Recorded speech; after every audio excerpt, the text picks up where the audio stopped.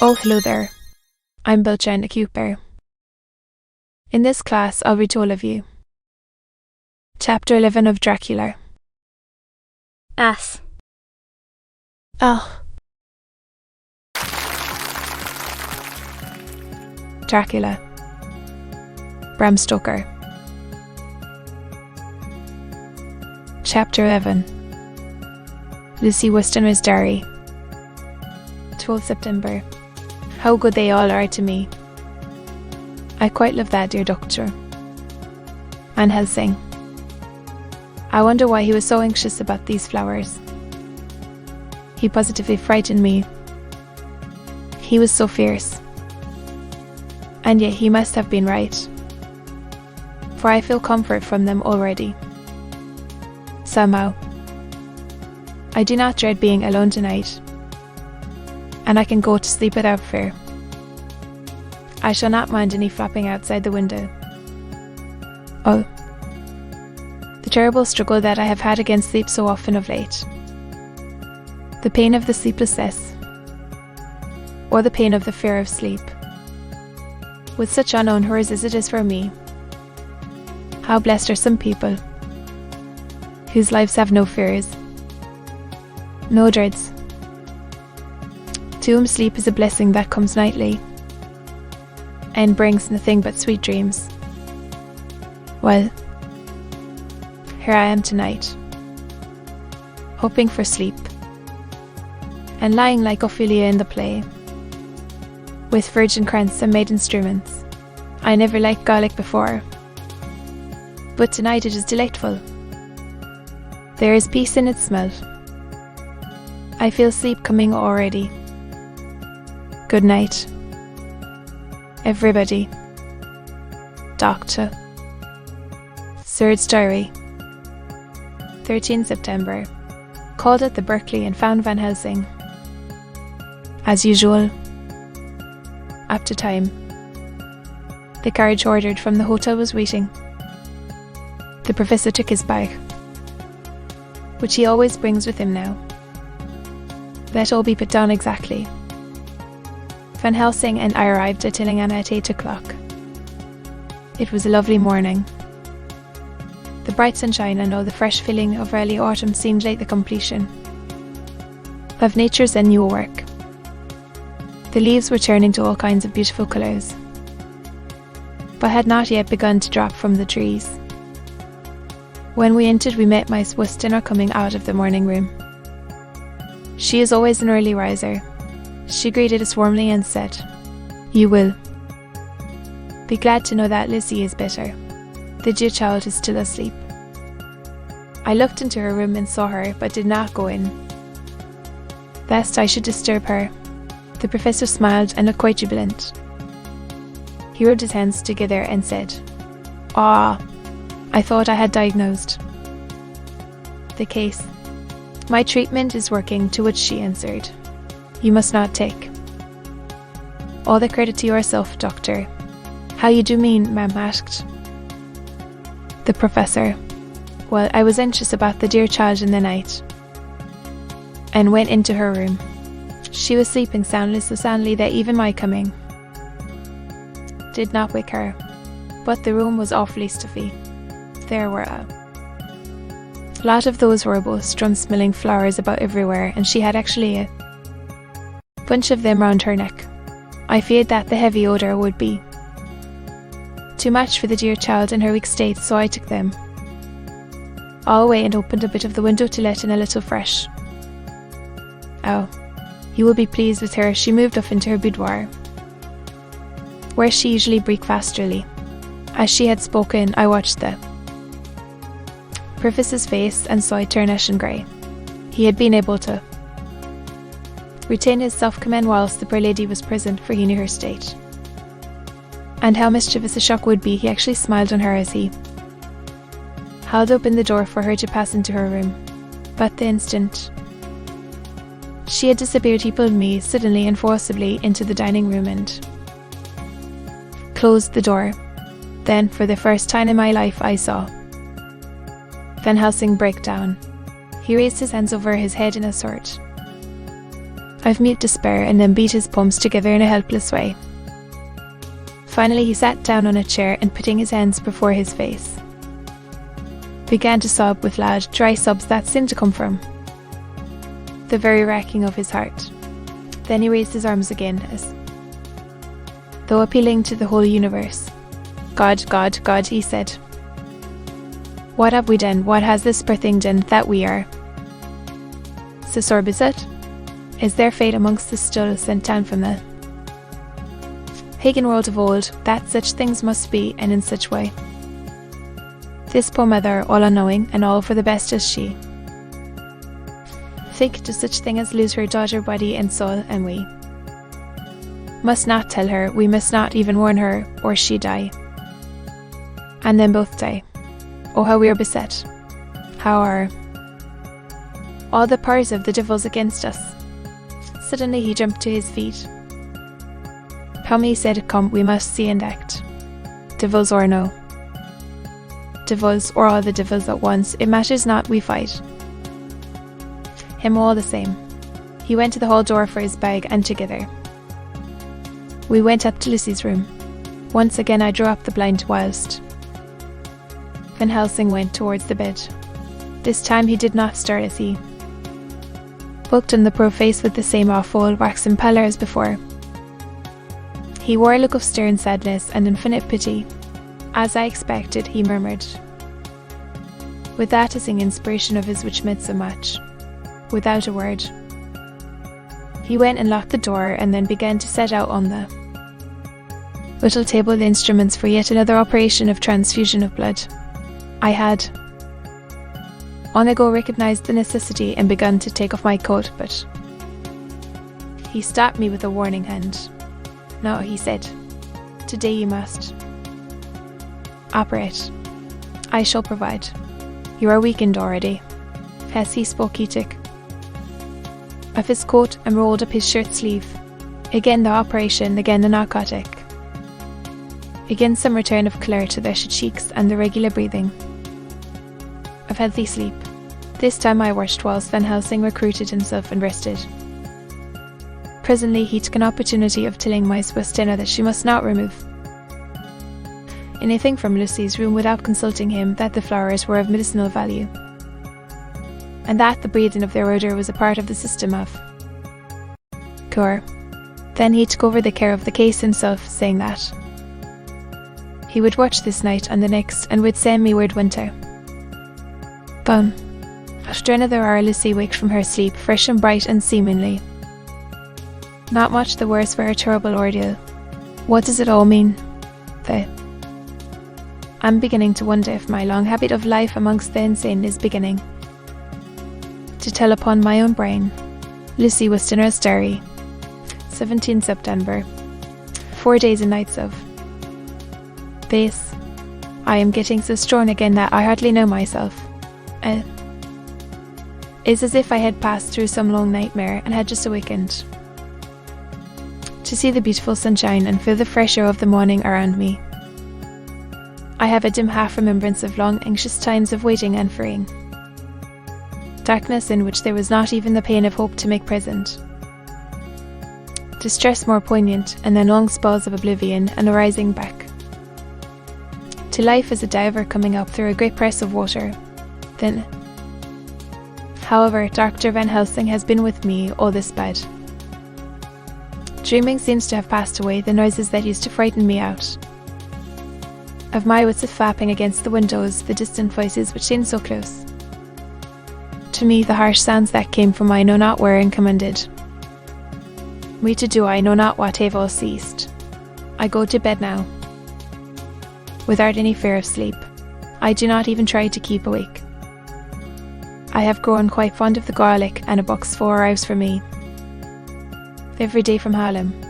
Tonight Dr. Van Helsing is going away, as he has to be for a day in Amsterdam, but I need not be watched. I am well enough to be left alone. Thank God for mother's sake, and dear Arthur's, and for all our friends who have been so kind. I shall not even feel the change, for last night Dr. Van Helsing slept in his chair a lot of the time. I found him Asleep twice when I woke, but I did not prefer to go to sleep. Again, although the boughs or bats of something napped almost angrily against the window panes. The Pall Mall Gazette, 18 September. The Escaped Wolf. Perilous adventure of our interview. With the keeper in the zoological gardens, after many inquiries and almost as many refusals, and perpetually using the words Pall Mall Gazette as a sort of talisman, I managed to find the keeper of the section of the zoological gardens in which the wolf department is included. Thomas Bulger lives in one of the cottages in the enclosure behind the elephant house and was just sitting down to his tea when I found him. Thomas and his wife are hospitable folk, elderly and without children, and if the specimen I injured of their hospitality be of the average kind, their lives must be pretty comfortable. The keeper would not enter on why he called business until the supper was over and we were all satisfied. Then when the table was cleared and he had lit his pipe, he said, "Now, sir, you can go on and ask me what you want. You'll excuse me refusing to talk of professional subjects afore meals." "How do you mean? Ask them questions," I queried, wishful to get him into a talkative humour, hitting of them over the edge with the pullers. One way, scratching of their ears is another, when gents as is flush wants a bit of a show off to their gals. I did so much mind the fuss lit in with a pull afore I chucks in their dinner, but I wait till they've had their sherry and coffee, so to speak, afore I tries on with their scratching. Mind you, he added philosophically, there's a deal of the same nature in us as in them the animals. Here's you a-coming and arsking of me questions about my business, and I that grumpy like that only for your bloomin' off quid I'd have seen you bloodfist frightened, sir. What? Even when you asked me sarcastic like if I'd like you to ask the superintendent if you might ask me questions, and when you said you'd report me for you sin of obscene language that was it in me over the eed, but the half quid made that all right. I were to go out to fight, so I waited for that. True, it ended with my allies the wolves and lions and tigers does, but Lord love her art, now that the old woman has stick a chunk of her tea cake in me and rinse me out with her bloomin' old teapot, and I've lit hap, you may scratch my ears for all you're worth, and won't get even a growl out of me. Drive along with your questions. I know what you're coming at exactly. I want you to give me your view of it. Just tell me how it happened, and when I know the facts I'll get you to say what you consider was the cause of it. Alright, Governor. This is about the wolf story. That ere wolf what we called Briscoe was one.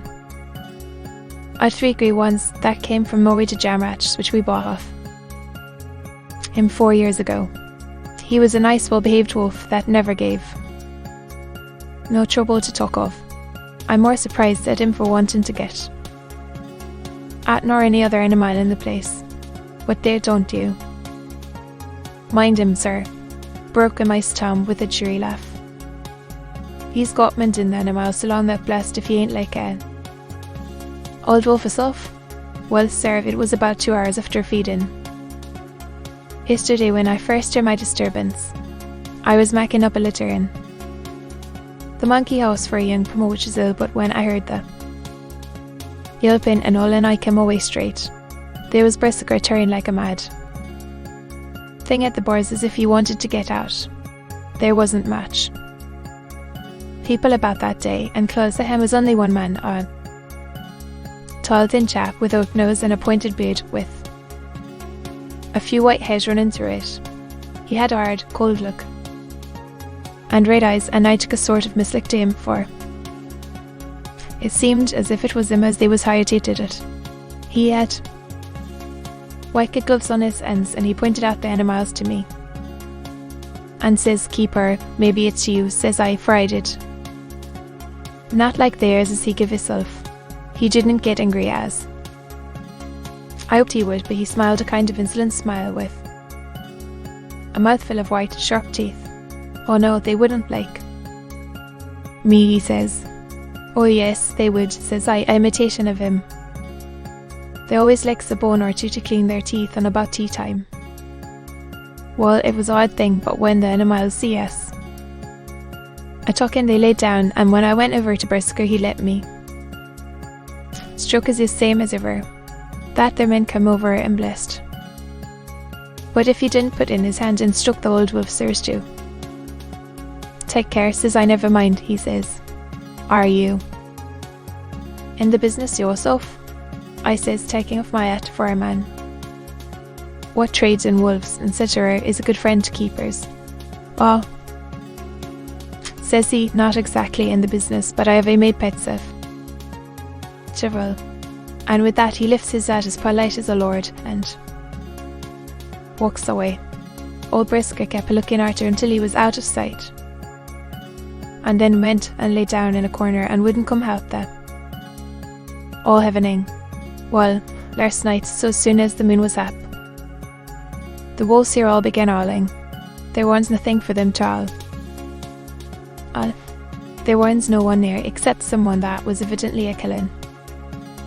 I dug somewheres out back of the gardens in the park road. One sore. Twice I went out to see that all was right, and it was. And then the howling stopped. Just before 12 o'clock I just took a look. Round afore turning in and bust me, but when I came up with it, to old Brisker's cage, I see the rails broken and twisted about, and the cage empty. One of our gardeners is a coming home about that time from Harmony, when he sees a big grey jug coming out through the garden edges. At least so he says, but I don't give much for it myself. For if he did, he never said a word about it to his missus. When he got home, and it was only after the escape of the wolf was made known, and we had been up all night hunting of the park for Brisker, that he remembered seeing anything. Now, Mr. Builder, well, sir, he said, with a suspicious sort of modesty, I think I can, certainly I shall. If a man like you, who knows that animals from experience can hazard a good guess at any rate, well then, sir, I account for it this way, from the hearty way that both Thomas and his wife laughed at the joke. I could see that it had done service before, and that the whole explanation was simply an elaborate sell. I couldn't cope in badinage with the worthy Thomas, but I thought I knew a sure way to his heart, so I said, now, Mr. Builder, we'll consider that first. Have sovereign worked off right here, sir, he said briskly. You'll excuse me, I know, for a chavin of ye, but the old woman who winked at me, well, I never said the old lady. My opinion is this, that here wolf is hiding of somewheres.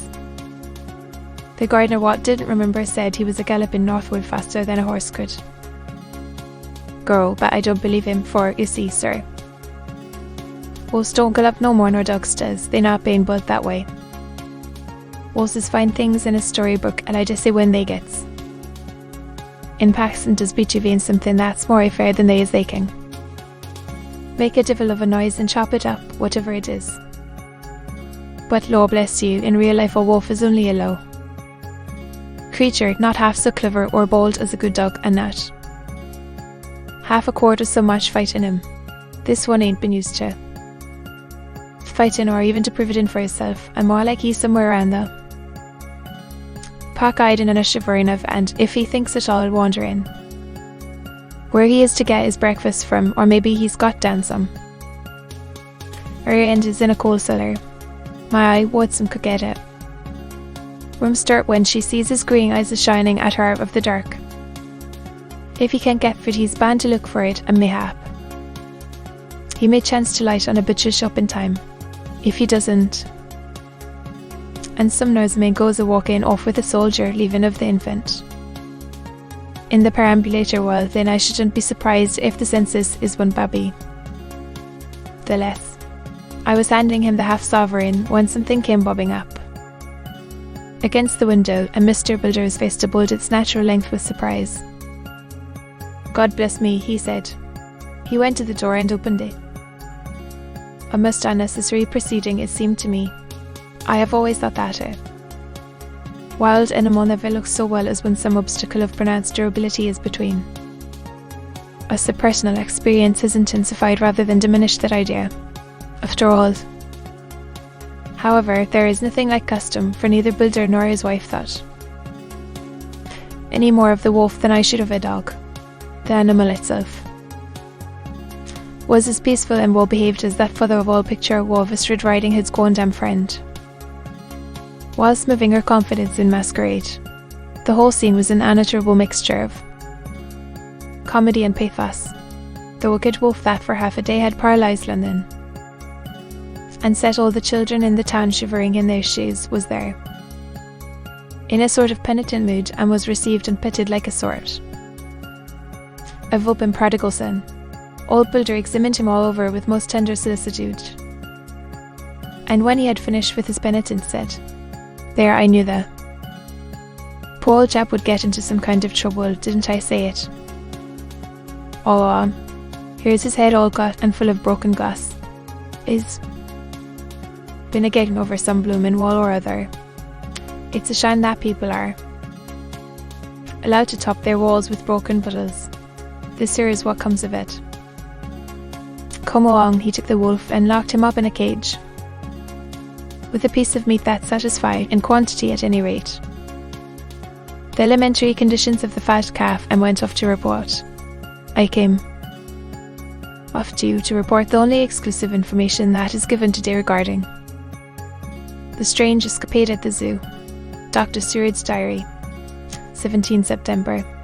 I was engaged after dinner in my study posting up my books, which through press of other work on the many visits to Lucy had filled at the interior. Suddenly, the door was burst open and in rushed my patient with his face distorted with passion. I was thunderstruck, for such a thing as a patient getting of his own accord into the superintendent's study is almost unknown. Without an instant's pause he made straight at me. He had a dinner knife in his hand, and as I saw he was dangerous, I tried to keep the table between us. He was too quick and too strong for me, however, for before I could get my balance he had struck at me and cut my left wrist rather severely. Before he could strike again, however, I got him my right, and he was sprawling on his back on the floor. My wrist bled freely, and quite a little pooch rolled onto the carpet. I saw that my friend was not intending further effort, and occupied myself binding up my wrists, keeping a wary eye on the prostrate figure all the time. When the attendants rushed in, and we turned our attention to him, his employment positively sickened me. He was lying on his belly on the floor, licking up, like a dog, the blood which had fallen from my wounded wrist. He was easily secured, and to my surprise, went with the attendants quite placidly, simply repeating over and over again that blood is the life. I cannot afford to lose blood just at present. I have lost too much of late for my physical good, and then the prolonged strain of Lucy's illness and its horrible phases is telling on me. I'm overexcited and worried, and I need rest. Happily, Van Helsing has not summoned me, so I need not forego my sleep. Tonight I could not well do without it. Telegram, Van Helsing, Antwerp. To Seward, Carfax. Sent to Carfax, Sussex, is no county giving. 17 September. Do not fail to be at Hillingham tonight. If not, watching all the time, frequently visit and see that flowers are his place, very important. Do not fail. Dr. Seward's diary, 18 September. Just off for train to London. The arrival of Van Helsing's telegram filled me with dismay. A whole night lost, and I now by bitter experience what may happen in a night. Of course it is possible that all may be well, but what may have happened? Surely there is some horrible doom hanging over us that every possible accident should thwart us in all we try to do. I shall take this cylinder with me, and then I can complete my entry on Lucy's phonograph. Memorandum left by Lucy Westenra. 17 September. Night. I write this and leave it to be seen, so that no one may by any chance get into trouble through me. This is an exact record of what took place tonight. I feel I am dying of weakness and have barely strength to write, but it must be. Then if I die in the doing, I went to bed as usual, taking care that the flowers were placed as Dr. Van Helsing directed, and soon fell asleep. I was waked by the flapping at the window, which had begun. After that sleepwalking on the cliff, it would be women who saved me, and which now I know so well. I was not afraid, but I did wish that Dr. Seward was in the next room, as Dr. Van Helsing said he would be, so that I might have called him. I tried to go to sleep, but could not. Then there came to me the old fear of sleep, and I determined to keep awake. Perversely sleep would try to come then, when I did not want it so, as I feared to be alone. I opened my door and called out, "Is there anybody there?" There was no answer. I was afraid to wake Mother, and so closed my door. And then outside in the shrubbery I heard a sort of howl like a dog's, but more fierce and deeper. I went to the window and looked out, but could see nothing except a big bat which had evidently been buffeting its wings against the window. So I went back to bed again, but determined not to go to sleep. Presently the door opened, and Mother looked in, seeing by my moving that I was not asleep, came in and sat by me. She said to me even more sweetly and softly than her wont, "I was uneasy about you, darling. I feared she might catch cold sitting there, and asked her to come in and sleep with me." So she came into bed and lay down beside me. She did not take off her dressing gown, for she said she would only stay a while and then go back to her own bed. As she lay there in my arms and I in hers, the flapping and buffeting came to the window again. She was startled and a little frightened, and cried out, "What is that?" I tried to pacify her, and at last succeeded, and she lay quiet, but I could hear her poor dear heart still beating terribly. After a while there was the low howl again out in the shrubbery, and shortly after there was a crash at the window, and a lot of broken glass was hurled on the floor. The window blind blew back with the wind that rushed in, and in the aperture of the broken panes there was the head of a great gaunt grey wolf. Mother cried out in affright, and struggled up into a sitting posture, and clutched wildly at anything that would help her. Amongst other things, she clutched the wreath of flowers that Dr. Van Helsing insisted on my wearing round my neck, and tore it away from me. For a second or two she sat up, pointing at the wolf, and there was a strange and horrible gurgling in her throat. Then she fell over as if struck with lightning, and her head hit my forehead and made me dizzy for a moment or two.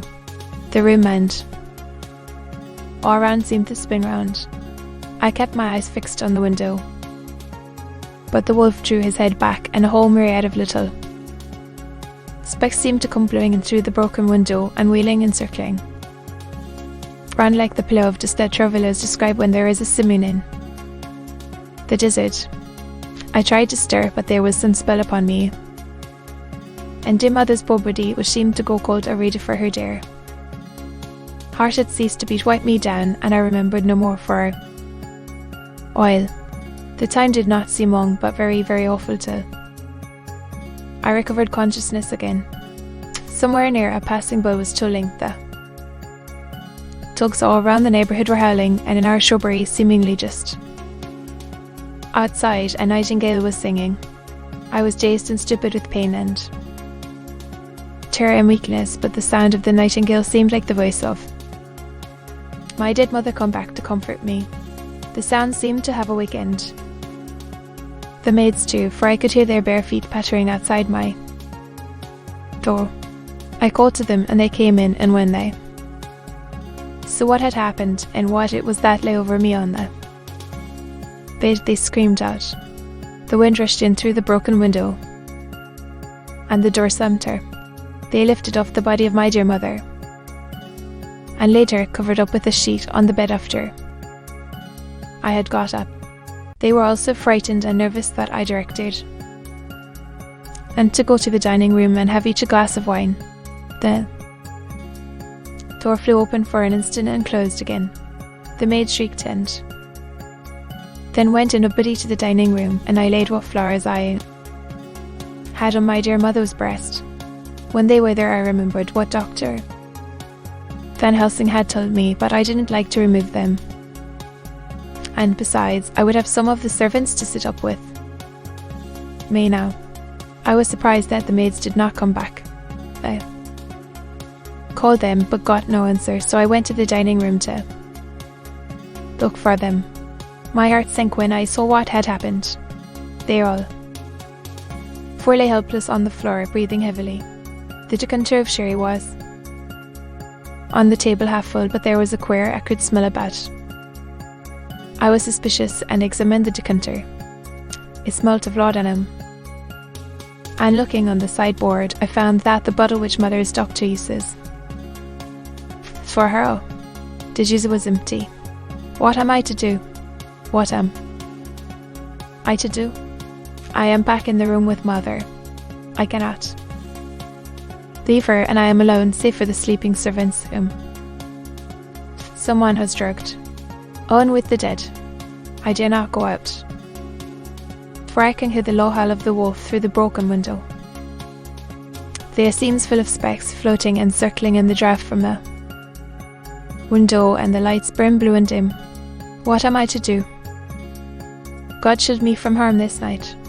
I shall hide this paper in my breast, where they shall find it when they come to lay me out. My dear mother gone. It is time that I go to. Goodbye. Dear Arthur, if I should not survive this night, God keep you, dear, and God help me. To be continued.